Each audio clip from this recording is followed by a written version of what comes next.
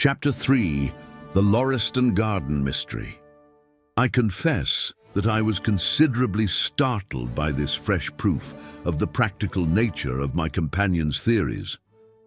My respect for his powers of analysis increased wondrously.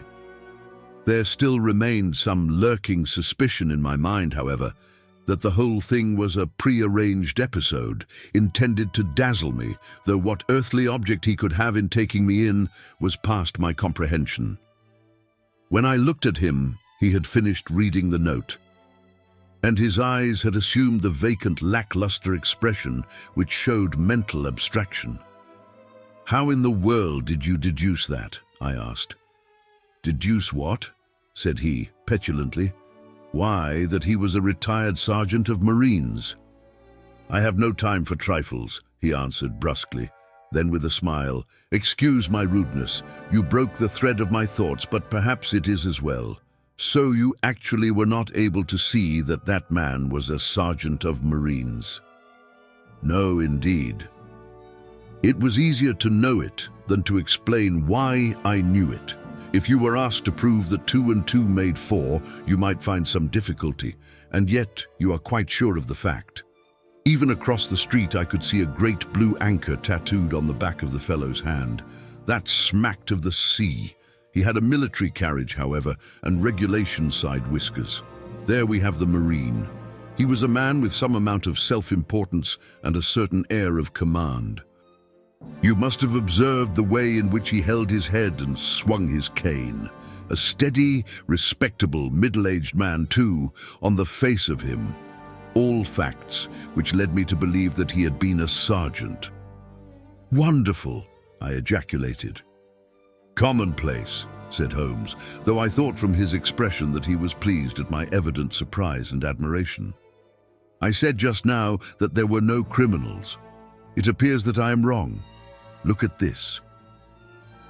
He threw me over the note which the commissionaire had brought. "Why?" I cried as I cast my eye over it. "This is terrible." "It does seem to be a little out of the common," he remarked calmly. "Would you mind reading it to me aloud?" This is the letter which I read to him. "My dear Mr. Sherlock Holmes, there has been a bad business during the night at 3 Lauriston Gardens off the Brixton Road. Our man on the beat saw a light there about 2 in the morning, and as the house was an empty one, suspected that something was amiss. He found the door open, and in the front room, which is bare of furniture, discovered the body of a gentleman, well dressed, and having cards in his pocket bearing the name of Enoch J, Drebber, Cleveland, Ohio, USA. There had been no robbery, nor is there any evidence as to how the man met his death. There are marks of blood in the room, but there is no wound upon his person. We are at a loss as to how he came into the empty house. Indeed, the whole affair is a puzzler. If you can come round to the house any time before 12, you will find me there. I have left everything in statu quo until I hear from you. If you are unable to come, I shall give you fuller details and would esteem it a great kindness if you would favor me with your opinion. Yours faithfully, Tobias Gregson. Gregson is the smartest of the Scotland Yarders, my friend remarked. He and Lestrade are the pick of a bad lot. They are both quick and energetic, but conventional, shockingly so. They have their knives into one another too. They are as jealous as a pair of professional beauties. There will be some fun over this case if they are both put upon the scent. I was amazed at the calm way in which he rippled on.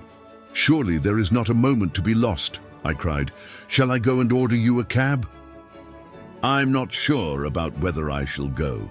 I am the most incurably lazy devil that ever stood in shoe leather. That is, when the fit is on me, for I can be spry enough at times." "Why, it is just such a chance as you have been longing for." "My dear fellow, what does it matter to me? Supposing I unravel the whole matter, you may be sure that Gregson, Lestrade and Co. will pocket all the credit. That comes of being an unofficial personage." "But he begs you to help him." "Yes, he knows that I am his superior and acknowledges it to me, but he would cut his tongue out before he would own it to any third person. However, we may as well go and have a look. I shall work it out on my own hook. I may have a laugh at them if I have nothing else. Come on! He hustled on his overcoat and bustled about in a way that showed that an energetic fit had superseded the apathetic one. "Get your hat," he said. "You wish me to come?" "Yes, if you have nothing better to do." A minute later, we were both in a hansom, driving furiously for the Brixton Road. It was a foggy, cloudy morning, and a dun-coloured veil hung over the housetops, looking like the reflection of the mud-coloured streets beneath. My companion was in the best of spirits and prattled away about Cremona fiddles and the difference between a Stradivarius and an Amati. As for myself, I was silent, for the dull weather and the melancholy business upon which we were engaged depressed my spirits. "You don't seem to give much thought to the matter in hand," I said at last, interrupting Holmes's musical disquisition. "No data yet," he answered. "It is a capital mistake to theorize before you have all the evidence. It biases the judgment." "You will have your data soon," I remarked, pointing with my finger. "This is the Brixton Road. And that is the house, if I am not very much mistaken. So it is. Stop, driver, stop." We were still 100 yards or so from it, but he insisted upon our alighting, and we finished our journey upon foot. Number 3, Lauriston Gardens, wore an ill-omened and minatory look. It was one of 4 which stood back some little way from the street, 2 being occupied and 2 empty. The latter looked out with 3 tiers of vacant, melancholy windows, which were blank and dreary, save that here and there a to let card had developed like a cataract upon the bleared panes. A small garden sprinkled over with a scattered eruption of sickly plants separated each of these houses from the street and was traversed by a narrow pathway, yellowish in colour, and consisting apparently of a mixture of clay and of gravel. The whole place was very sloppy from the rain which had fallen through the night. The garden was bounded by a 3-foot brick wall with a fringe of wood rails upon the top, and against this wall was leaning a stalwart police constable surrounded by a small knot of loafers who craned their necks and strained their eyes in the vain hope of catching some glimpse of the proceedings within. I had imagined that Sherlock Holmes would at once have hurried into the house and plunged into a study of the mystery. Nothing appeared to be further from his intention. With an air of nonchalance which, under the circumstances, seemed to me to border upon affectation, he lounged up and down the pavement and gazed vacantly at the ground, the sky, the opposite houses and the line of railings. Having finished his scrutiny, he proceeded slowly down the path, or rather down the fringe of grass which flanked the path, keeping his eyes riveted upon the ground. Twice he stopped, and once I saw him smile and heard him utter an exclamation of satisfaction. There were many marks of footsteps upon the wet clayey soil, but since the police had been coming and going over it, I was unable to see how my companion could hope to learn anything from it. Still, I had had such extraordinary evidence of the quickness of his perceptive faculties that I had no doubt that he could see a great deal which was hidden from me. At the door of the house, we were met by a tall, white-faced, flaxen-haired man with a notebook in his hand, who rushed forward and wrung my companion's hand with effusion. "It is indeed kind of you to come," he said. "I have had everything left untouched." "Except that," my friend answered, pointing at the pathway. "If a herd of buffaloes had passed along, there could not be a greater mess. No doubt, however, you had drawn your own conclusions, Gregson, before you permitted this." "I have had so much to do inside the house," the detective said evasively. "My colleague, Mr. Lestrade, is here. I had relied upon him to look after this." Holmes glanced at me and raised his eyebrows sardonically. "With 2 such men as yourself and Lestrade upon the ground, there will not be much for a third party to find out," he said. Gregson rubbed his hands in a self-satisfied way. "I think we have done all that can be done," he answered. "It's a queer case, though, and I knew your taste for such things." "You did not come here in a cab?" asked Sherlock Holmes. "No, sir." "Nor Lestrade?" "No, sir." "Then let us go and look at the room." With which inconsequent remark, he strode on into the house, followed by Gregson, whose features expressed his astonishment. A short passage, bare, planked and dusty, led to the kitchen and offices. 2 doors opened out of it to the left and to the right. One of these had obviously been closed for many weeks. The other belonged to the dining room, which was the apartment in which the mysterious affair had occurred. Holmes walked in, and I followed him with that subdued feeling at my heart which the presence of death inspires. It was a large, square room, looking all the larger from the absence of all furniture. A vulgar, flaring paper adorned the walls, but it was blotched in places with mildew, and here and there great strips had become detached and hung down, exposing the yellow plaster beneath. Opposite the door was a showy fireplace, surmounted by a mantelpiece of imitation white marble. On one corner of this was stuck the stump of a red wax candle. The solitary window was so dirty that the light was hazy and uncertain, giving a dull grey tinge to everything, which was intensified by the thick layer of dust which coated the whole apartment. All these details I observed afterwards. At present, my attention was centered upon the single grim, motionless figure which lay stretched upon the boards, with vacant, sightless eyes staring up at the discolored ceiling. It was that of a man about 43 or 44 years of age, middle-sized, broad-shouldered, with crisp, curling black hair and a short, stubbly beard. He was dressed in a heavy broadcloth frock coat and waistcoat with light-colored trousers and immaculate collar and cuffs. A top hat, well brushed and trim, was placed upon the floor beside him. His hands were clenched and his arms thrown abroad, while his lower limbs were interlocked as though his death struggle had been a grievous one. On his rigid face there stood an expression of horror and, as it seemed to me, of hatred, such as I have never seen upon human features. This malignant and terrible contortion, combined with the low forehead, blunt nose, and prognathous jaw, gave the dead man a singularly simious and ape-like appearance, which was increased by his writhing, unnatural posture. I've seen death in many forms, but never has it appeared to me in a more fearsome aspect than in that dark, grimy apartment, which looked out upon one of the main arteries of suburban London. Lestrade, lean and ferret-like as ever, was standing by the doorway and greeted my companion and myself. "This case will make a stir, sir," he remarked. "It beats anything I have seen, and I am no chicken." "There is no clue," said Gregson. "None at all," chimed in Lestrade. Sherlock Holmes approached the body and, kneeling down, examined it intently. "You are sure that there is no wound?" he asked, pointing to numerous gouts and splashes of blood which lay all round. "Positive!" cried both detectives. "Then, of course, this blood belongs to a second individual, presumably the murderer, if murder has been committed.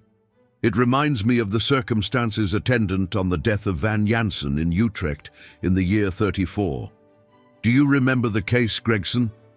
"No, sir." "Read it up, you really should. There is nothing new under the sun. It has all been done before."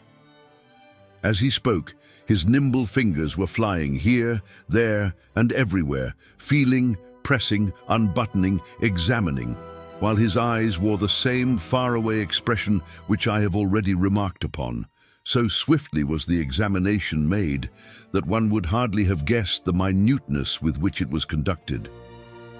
Finally, he sniffed the dead man's lips, and then glanced at the soles of his patent leather boots. "He has not been moved at all?" he asked. "No more than was necessary for the purposes of our examination."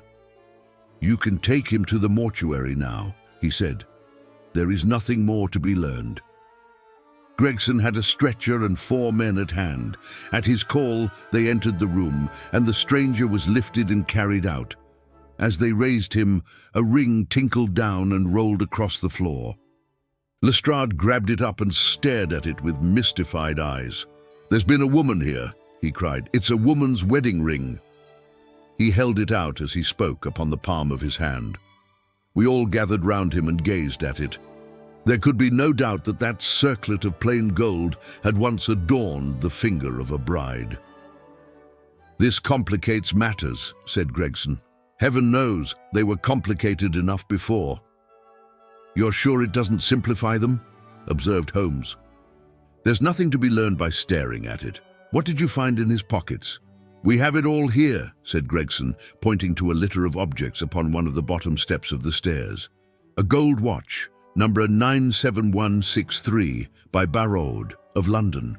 Gold Albert chain, very heavy and solid. Gold ring with Masonic device. Gold pin, bulldog's head with rubies as eyes. Russian leather card case with cards of Enoch J. Drebber of Cleveland, corresponding with the EJD upon the linen. No purse, but loose money to the extent of £7.13. Pocket edition of Boccaccio's Decameron, with name of Joseph Stangerson upon the flyleaf. 2 letters, one addressed to E.J. Drebber and one to Joseph Stangerson. At what address? American Exchange, Strand, to be left till called for. They are both from the Guion Steamship Company and refer to the sailing of their boats from Liverpool. It is clear that this unfortunate man was about to return to New York. Have you made any inquiries as to this man, Stangerson? I did it at once, sir, said Gregson. I have had advertisements sent to all the newspapers, and one of my men has gone to the American Exchange, but he has not returned yet. Have you sent to Cleveland? We telegraphed this morning. How did you word your inquiries? We simply detailed the circumstances and said that we should be glad of any information which could help us. You did not ask for particulars on any point which appeared to you to be crucial. I asked about Stangerson. Nothing else? Is there no circumstance on which this whole case appears to hinge? Will you not telegraph again? I have said all I have to say, said Gregson in an offended voice. Sherlock Holmes chuckled to himself and appeared to be about to make some remark, when Lestrade, who had been in the front room while we were holding this conversation in the hall, reappeared upon the scene, rubbing his hands in a pompous and self-satisfied manner. "Mr. Gregson," he said, "I have just made a discovery of the highest importance, and one which would have been overlooked had I not made a careful examination of the walls." The little man's eyes sparkled as he spoke, and he was evidently in a state of suppressed exultation at having scored a point against his colleague. "Come here," he said, bustling back into the room, the atmosphere of which felt clearer since the removal of its ghastly inmate. "Now stand there." He struck a match on his boot and held it up against the wall. "Look at that," he said triumphantly. I have remarked that the paper had fallen away in parts. In this particular corner of the room, a large piece had peeled off, leaving a yellow square of coarse plastering. Across this bare space, there was scrawled in blood-red letters a single word: Rache. "What do you think of that?" cried the detective, with the air of a showman exhibiting his show. "This was overlooked because it was in the darkest corner of the room, and no one thought of looking there. The murderer has written it with his or her own blood. See this smear where it has trickled down the wall? That disposes of the idea of suicide anyhow. Why was that corner chosen to write it on? I will tell you. See that candle on the mantelpiece? It was lit at the time, and if it was lit, this corner would be the brightest instead of the darkest portion of the wall."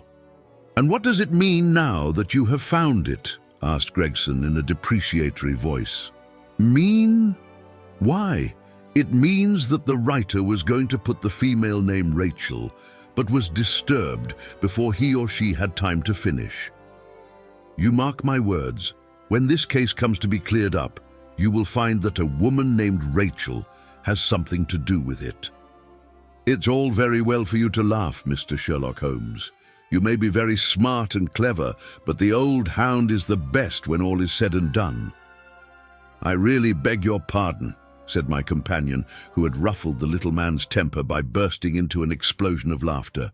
You certainly have the credit of being the first of us to find this out, and as you say, it bears every mark of having been written by the other participant in last night's mystery. I have not had time to examine this room yet, but with your permission I shall do so now." As he spoke, he whipped a tape measure and a large round magnifying glass from his pocket. With these two implements, he trotted noiselessly about the room, sometimes stopping, occasionally kneeling, and once lying flat upon his face. So engrossed was he with his occupation that he appeared to have forgotten our presence, for he chattered away to himself under his breath the whole time, keeping up a running fire of exclamations, groans, whistles, and little cries, suggestive of encouragement and of hope. As I watched him, I was irresistibly reminded of a pure-blooded, well-trained foxhound as it dashes backwards and forwards through the covert, whining in its eagerness until it comes across the lost scent. For 20 minutes or more, he continued his researches, measuring with the most exact care the distance between marks which were entirely invisible to me, and occasionally applying his tape to the walls in an equally incomprehensible manner. In one place, he gathered up very carefully a little pile of grey dust from the floor and packed it away in an envelope. Finally, he examined with his glass the word upon the wall, going over every letter of it with the most minute exactness. This done, he appeared to be satisfied, for he replaced his tape and his glass in his pocket. "They say that genius is an infinite capacity for taking pains," he remarked with a smile. "It's a very bad definition, but it does apply to detective work." Gregson and Lestrade had watched the maneuvers of their amateur companion with considerable curiosity and some contempt. They evidently failed to appreciate the fact, which I had begun to realize, that Sherlock Holmes's smallest actions were all directed towards some definite and practical end. "What do you think of it, sir?" they both asked. "It would be robbing you of the credit of the case if I was to presume to help you," remarked my friend. "You are doing so well now that it would be a pity for anyone to interfere." There was a world of sarcasm in his voice as he spoke. "If you will let me know how your investigations go," he continued, "I shall be happy to give you any help I can. In the meantime, I should like to speak to the constable who found the body." "Can you give me his name and address?" Lestrade glanced at his notebook. "John Rance," he said. "He is off duty now. You will find him at 46, Audley Court, Kennington Park Gate." Holmes took a note of the address. "Come along, Doctor," he said. "We shall go and look him up. I'll tell you one thing which may help you in the case," he continued, turning to the two detectives. "There has been murder done, and the murderer was a man. He was more than 6 feet high, was in the prime of life, had small feet for his height, wore coarse, square-toed boots, and smoked a Trichinopoly cigar. He came here with his victim in a 4-wheeled cab, which was drawn by a horse with 3 old shoes and 1 new one on his off-fore-leg. In all probability, the murderer had a florid face, and the fingernails of his right hand were remarkably long. These are only a few indications, but they may assist you." Lestrade and Gregson glanced at each other with an incredulous smile. "If this man was murdered, how was it done?" asked the former. "Poison," said Sherlock Holmes curtly, and strode off. "One other thing, Lestrade," he added, turning round at the door. "Rache is the German for revenge, so don't lose your time looking for Miss Rachel." With which Parthian shot he walked away, leaving the two rivals open-mouthed behind him.